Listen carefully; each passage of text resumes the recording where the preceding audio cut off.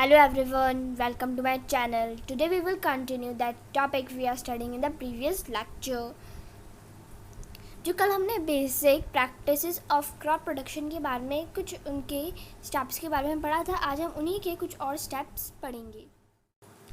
Irrigation, the supply of water to crops at regular interval is called irrigation.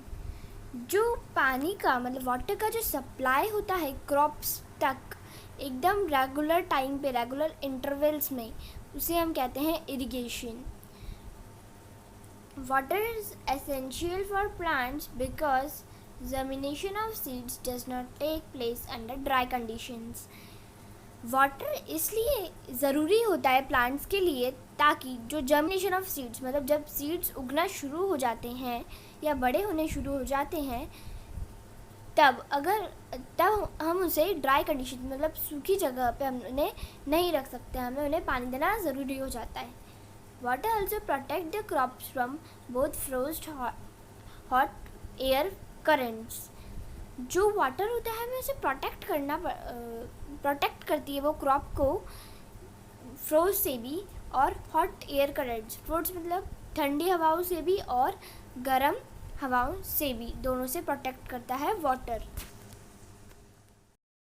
Sources of irrigation, the sources of water for irrigation are wells, tube wells, ponds, lakes, rivers, dams and canals. जो sources होते हैं water के irrigation के लिए वो ये सब होते हैं. Traditional methods of irrigation, cattle और human labour is used in these methods, so these methods are cheaper but less efficient. गाय, बैल और इंसानों द्वारा जो पानी की सिंचाई करने का तरीका होता है वो बहुत सस्ता तो होता है लेकिन उसका अभी के ज़माने में इतना प्रयोग नहीं आता है, इस्तेमाल नहीं आता है. Different types of traditional ways are moat, pulley system, chain pump, dhekli, rahat, lever system. Pumps are commonly used for lifting water. Modern methods of irrigation, जो मेथड अभी के समय में यूज़ आते हैं, बहुत ज़्यादा यूज़ आते हैं. पहला है स्प्रिंकलर सिस्टम, दूसरा है drip system. Protecting from weeds. Weeds in a field, many other unwanted plants are grown naturally along with the crop are known as weeds.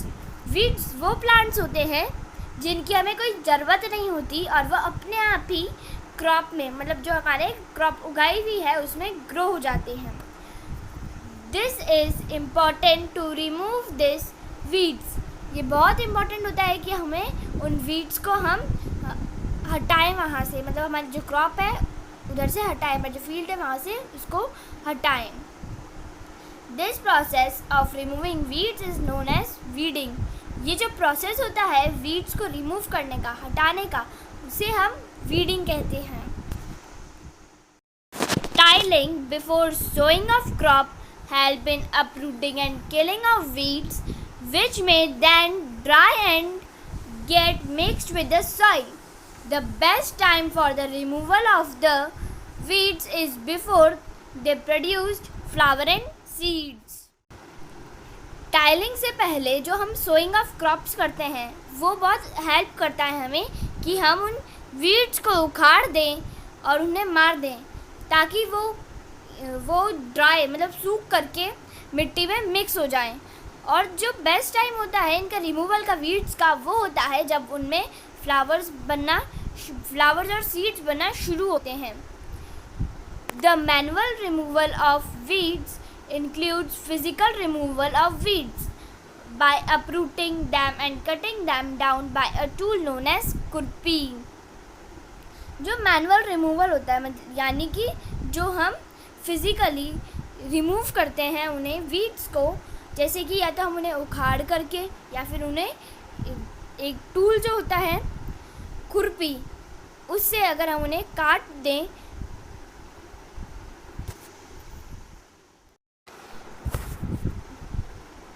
weeds which can be controlled by a chemical known as weedicides. Weeds को हम chemical से भी control कर सकते हैं और उस chemical का नाम होता है weedicides. These are sprayed on the crop to remove weeds. They do not damage crop.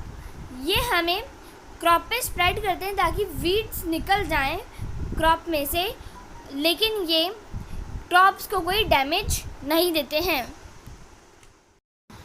अब हमारा नेक्स्ट टॉपिक है हार्वेस्टिंग. हार्वेस्टिंग वो होता है जो हम क्रॉप्स की कटिंग करते हैं जब वो बड़े हो जाते हैं, मतलब उग जाते हैं. Harvesting of a crop is an important task.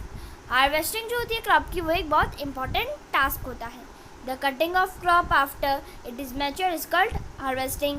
जब हम क्रॉप की कटाई करते हैं, मतलब उन्हें काटते हैं, उनके मैच्योर होने के बाद, उनके बड़े हो जाने के बाद, उसे हम हार्वेस्टिंग कहते हैं. Harvesting can be done by 2 methods. One is sickle or one is machine called harvester. जो हार्वेस्टिंग होती है वो 2 तरीक़ों से की जाती है. एक तो होता है सिकल के द्वारा, एक टूल होता है हार्वेस्टिंग करने का, और एक होती है मशीन जिसका नाम है harvester. Threshing. In the harvested crop, the grain seeds need to be separated from the chaff. This process is called threshing. This is carried out with the help of a machine called combine, which is in fact a harvester as well as a thresher.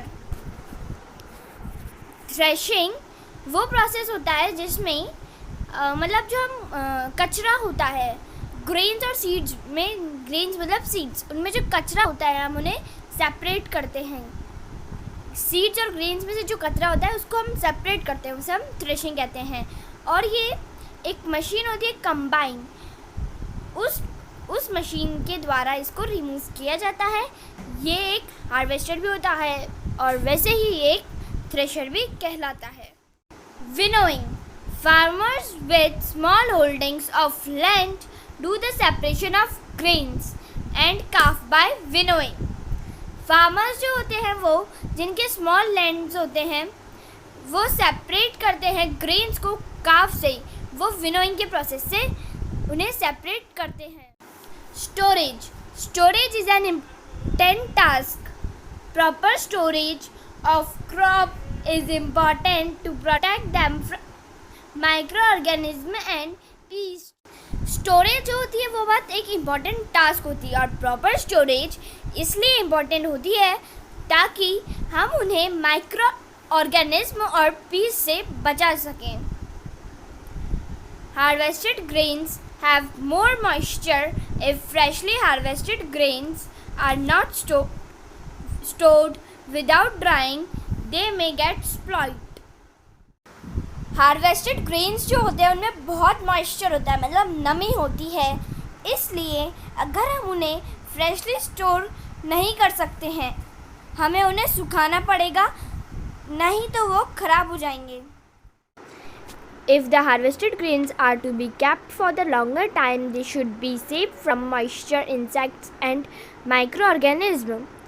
जो harvested grains हैं अगर हमें लंबे समय तक रखने हैं, safe मतलब सुरक्षित रखने हैं, तो हमें उन्हें मॉइस्चर, इंसेक्ट्स और माइक्रो ऑर्गेनिज्म तीनों से बचा के रखना होगा. Farmers store grains into jute bags and metallic bins. However, large-scale storage of grains is done in silos and granaries to protect them from rats and insects. Farmers जो होते हैं उन ग्रेन्स को जूट बैग मतलब बड़े बड़े jute के कट्टों में स्टोर करके रखते हैं या फिर मेटल के डब्बों में स्टोर करके रखते हैं. और जो लार्ज स्केल में जो स्टोरेज होती है, मतलब जो फूड को ग्रेन्स को स्टोर करके रखते हैं बहुत बड़े स्केल पे, और वो सिलोज और ग्रेनरीज में की जाती है जिससे वो रैट्स और इंसेक्ट से बच सकें. Food from animals. Animal reared at home or in farms have to be provided with proper food, shelter and care. Animals जो कि घरों में या फिर फार्म्स में जिनको रियर किया जाता है, मतलब उनकी देखभाल की जाती है, उन्हें हमें प्रॉपर फूड, शेल्टर और केयर से रखना पड़ता है। When rearing of animals done in large scale is called animal husbandry. जब जो एनिमल रियरिंग होती है वो बहुत बड़े स्केल पे की जाती है, मतलब बहुत बड़ी संख्या मात्रा में की जाती है, तो उसे हम एनिमल हस्बेंड्री कहते हैं। अगर आपको मेरी वीडियो अच्छी लगे तो